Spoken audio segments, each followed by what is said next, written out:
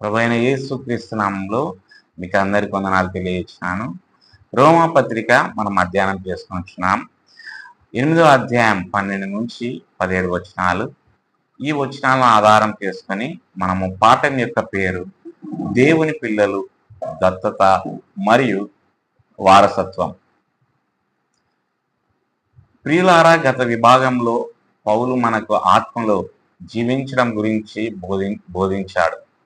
అంటే మన మనస్సులను ఆత్మపై నిలపడం, ఆయనపై ఆధారపడి నడవడం మరియు పాపంపై విజయాన్ని అనుభవించడం. ఇప్పుడు రోమాపత్రిక 8:12 నుండి 17 వచనాల్లో పౌలు క్రైస్తవ జీవితంలోని సంబంధాలు మరియు కుటుంబ సంబంధమైన కోణంలోనికి వెళ్తున్నాడు. క్రీస్తులో ఉండడం అంటే కేవలం శిక్ష నుండి స్వేచ్ఛ పొందడం లేదా విధేయత చూపడానికి శక్తిని పొందడం మాత్రమే కాదు. అది మన గుర్తింపుకు సంబంధించినది. మనం కేవలం సేవకులం లేదా బానిసలం కాదు. మనం దేవుని పిల్లలం, ఆయన వాగ్దానాలకు వారసులం, క్రీస్తుతో పాటు సమాన వారసులం. ఈ వాస్తవాన్ని అర్థం చేసుకోవడం జీవితం, శ్రమ మరియు విధేయతపై మన దృక్పథాన్ని మారుస్తుంది. ఈరోజు మనం 3 ప్రధాన సత్యాలను పరిశీలిద్దాం. మొదటగా రుణం మరియు బాధ్యత. బానిసలుగా కాకుండా పిల్లలుగా జీవించడం. రెండవది దత్తత. ఆత్మ మన కుమారులనే విషయాన్ని ధృవీకరిస్తుంది. మూడవది వారసత్వం. మహిమ, శ్రమ మరియు నిరీక్షణ. మొదటి ప్రధాన అంశాన్ని మనం చూద్దాం. రుణం మరియు బాధ్యత. బానిసలుగా కాకుండా పిల్లలుగా జీవించడం. రోమా 8:12 నుంచి 13 వచనాలు. దీంట్లో మరి ఉప అంశాలుగా మనం చూద్దాం. మొదటగా బాధ్యత వహించమని పిలుపు. పౌలు ఈ జ్ఞాపికతో ప్రారంభిస్తాడు. కాబట్టి సహోదరులారా, మనకు ఒక బాధ్యత ఉంది, కానీ అది శరీరానికి అనుగుణంగా జీవించాల్సిన బాధ్యత కాదు. విశ్వాసులు ఇకపై పాపానికి రుణస్థులు కారు. మనం శరీరానికి బానిసలం కాదు. అయినప్పటికీ స్వేచ్ఛ అంటే అదుపు లేనిది కాదు. అది బాధ్యతను కలిగి ఉంటుంది. పాపం తటస్థమైనది కాదు. ఆత్మకు అనుగుణంగా జీవించాల్సిన బాధ్యత మనకు ఉంది. క్రైస్తవ జీవితం అనేది దేవుని కరుణ మరియు క్రీస్తు కార్యాల పట్ల కృతజ్ఞతపై ఆధారపడిన ఉద్దేశపూర్వకమైన విధేయతతో కూడిన జీవితం. రెండవ ఉపాంశం శరీరాన్ని అణిచివేయడం. 13వ వచనం మనకు ఇలా గుర్తు చేస్తుంది. మీరు శరీరానుసారంగా జీవిస్తే చనిపోతారు, కానీ ఆత్మ ద్వారా శరీర దుష్కార్యాలను చంపితే మీరు జీవిస్తారు. శరీరానుసారంగా జీవించడం మరణాన్ని కలుగజేస్తుంది. అంటే ఆత్మీయ వేర్పాటు మరియు పాపం యొక్క ఆధిపత్యం. ఆత్మ ద్వారా జీవించాలంటే పాపాన్ని చంపడం, అంటే శారీరక కోరికలను చురుకుగా ఎదిరించడం అవసరం. ఇది ధర్మశాస్త్రవాదం కాదు, కానీ ఆత్మ చేత శక్తి పొందిన విధేయత. దేవునికి ఇష్టమైన వాటిని కోరుకునేలా ఆత్మ మనలో పనిచేస్తుంది. మూడవ ఉపాంశం అన్వయం. ప్రియులారా, శరీరం ఇంకా ఆధిపత్యం చెలాయించే ప్రాంతాలను పరిశీలించండి.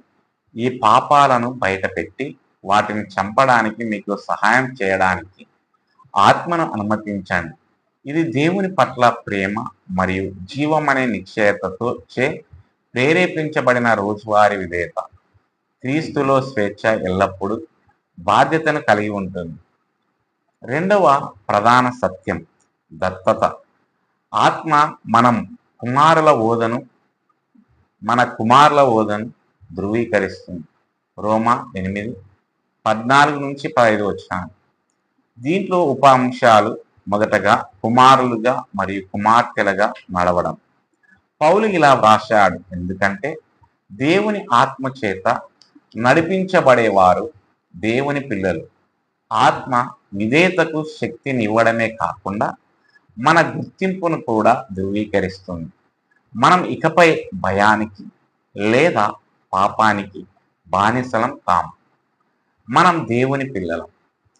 కుమారుల హోదా అనేది సంబంధమైనది. అది తండ్రి అయిన దేవునితో ఒక వ్యక్తిగత సాన్నిహిత సంబంధం. ఇది కేవలం చట్టపరమైన హోదా మాత్రమే కాదు, ఇది జీవించే అనుభవం, తండ్రితో ప్రతిదిన సహవాసం. రెండవ ఉపాంశం ఆత్మ యొక్క సాక్ష్యం. 5వ వచనం ఇలా కొనసాగుతుంది. మీరు పొందిన ఆత్మ మిమ్మును మరలా భయముతో బ్రతుకున్నట్లుగా దాసులుగా చేయదు. బదులుగా మీరు పొందిన ఆత్మ మిమ్మును దత్తపుత్రులుగా స్వీకరించుటకు కారణమైంది. మరియు ఆయన ద్వారానే మనము అబ్బా తండ్రి అని మొరపెట్టుచున్నాము. అబ్బా అనేది సాన్నిహిత్యాన్ని మరియు విశ్వాసాన్ని వ్యక్తపరుస్తుంది. ఆత్మ మన దత్తతను ధృవీకరిస్తుంది. దేవుడు దూరంగా లేడని, కానీ మన ప్రేమ గల తండ్రి అని మనకు భరోసా ఇస్తుంది. భయం నుండి విముక్తి అనేది క్రైస్తవ జీవితానికి ఒక నిర్వచించే లక్షణం. మనం అపరాధ భావంతో గాని తీర్పుతో గాని వణకకుండా ధైర్యంగా దేవునిని సమీపిస్తాము. మూడవ ఉపాంశం అన్వయం. ప్రియులారా, దేవుని బిడ్డగా విశ్వాసంతో జీవించండి. భయానికి మరి అభద్రతకు మీపై అంతిమ అధికారం లేదు. మీ ప్రార్థనలు, నిర్ణయాలు మరియు సేవ తండ్రికి చెందినవని తెలిసిన హృదయం నుండి ప్రవహించనివ్వండి. మూడవ ప్రధాన సత్యం వారసత్వం, మహిమ, శ్రమ మరియు నిరీక్షణ. రోమా 8, 16, 17 వచనాలు. దీంట్లో ఉపాంశాలు. మొదటగా క్రీస్తుతో వారసులం. 17వ వచనం ఇలా ప్రకటిస్తుంది. మనం పిల్లలమైతే దేవుని వారసులమై క్రీస్తుతో పాటు సహ వారసులమై ఉంటాము. ఆయన మహిమలో పాలు పొందేటట్లు మనము ఆయన శ్రమలలో పాలు పొందిన ఎడల ఇది సాధ్యమవుతుంది. దత్తత వారసత్వాన్ని తెస్తుంది. మనం దేవునికే వారసులం మరియు క్రీస్తుతో సమాన వారసులం. ఇందులో వర్తమాన మరియు భవిష్యత్ ఆశీర్వాదాలు రెండు ఉన్నాయి. మనలో నివసించే ఆత్మ విధేయత కొరకు శక్తి మరియు నిత్య మహిమ. రెండవ ఉపాంశం శ్రమ మరియు మహిమ. శ్రమకు మరియు వారసత్వానికి మధ్య ఉన్న సంబంధాన్ని పౌలు నొక్కి చెబుతున్నాడు.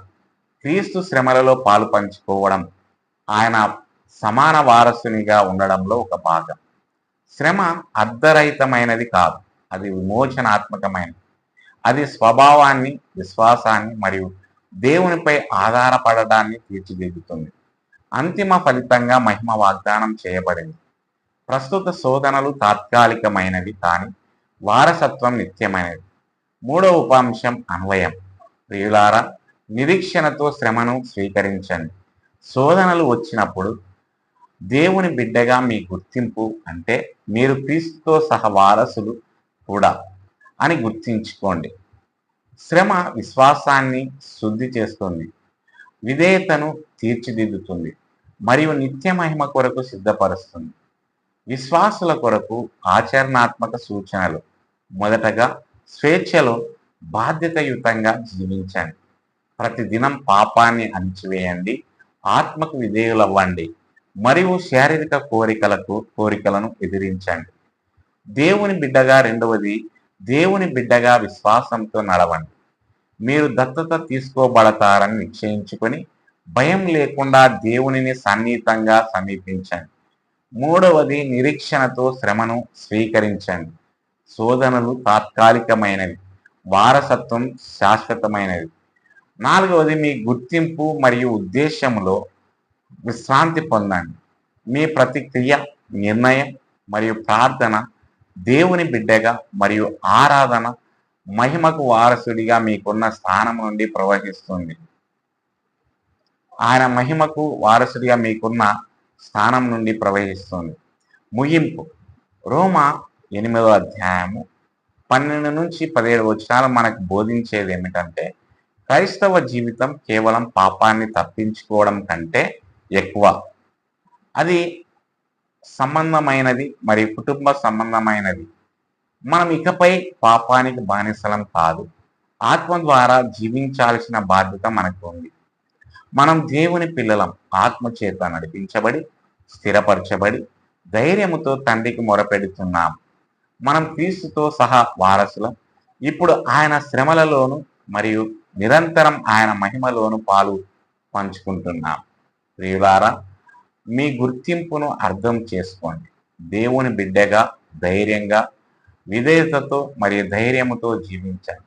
మీ దత్తత మీ భవిష్యత్తును సురక్షితం చేస్తుంది, మీ వర్తమానాన్ని మారుస్తుంది మరియు మీ జీవితంలోని ప్రతి అంశాన్ని తీర్చిదిద్దుతుంది. రోమా 8:12-17 వచనాలు మనలను స్వేచ్ఛ, సాన్నిహిత్యం మరియు నిరీక్షణకు పిలుపునిస్తుంది. పాపం నుండి స్వేచ్ఛ, తండ్రితో సాన్నిహిత్యం మరియు వాగ్దానం చేయబడిన మహిమలో నిరీక్షణ. ఈ సత్యం మీ హృదయంలో నిండి క్రీస్తులో మీ దైనందిన నడకకు మార్గనిర్దేశం చేయునుగాక. ఆమెన్. దేవుడి ఈ మాటలను దీవించునుగాక. ఆమెన్.